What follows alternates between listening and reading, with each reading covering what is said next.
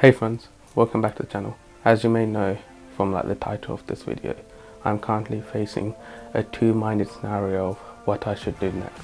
In this video, I will explore all the available possibilities, why I chose the path I did, and answer why I believe it was the right one for me. And finally, what's happening moving forward. Before we continue, make sure you smash the like button for the YouTube algorithm and please consider subscribing. So, some of you guys may know that I recently graduated with the BSc Honours in Computer Science and Mathematics, which you could check out in the video up here, I believe, or is it the other side? I believe it's the side, but yeah. As a result, I have three options to choose from, or three pathways I could take from the current pathway I'm on. So yeah, let's further explore those three pathways.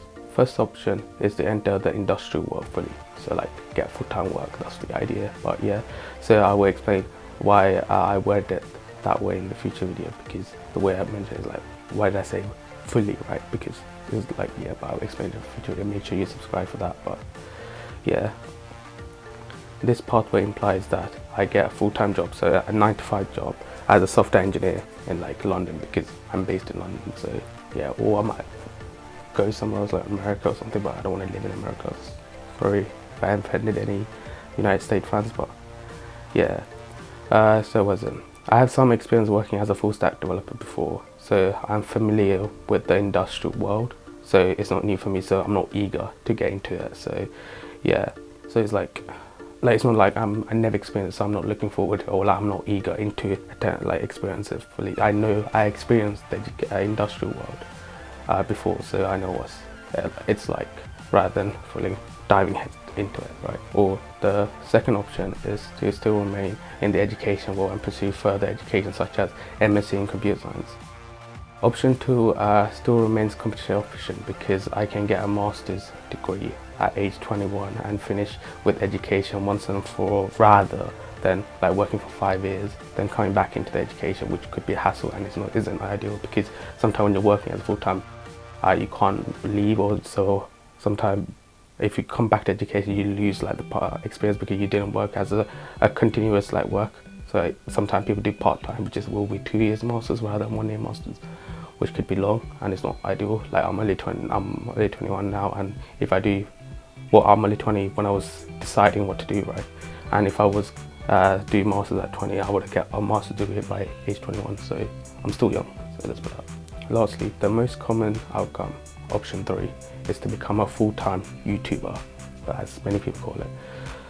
I know so many YouTubers who became a full-time YouTuber to pursue their passion. However, I always wanted to be a computer scientist, as you know why I did computer science bachelor's and all that.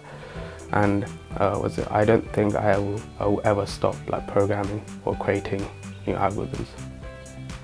Since it's my dream to become a computer scientist, I have achieved that with BSc Honours in Computer Science and Mathematics at age 20, as you could check out the video here, as I mentioned, another plug, sorry guys.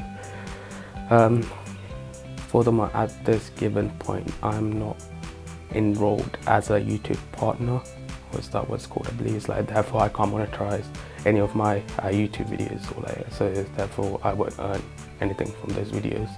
So even if I get views, I don't earn anything. As a result, I can't survive monetarily in London without a source of income, since I need a job, right?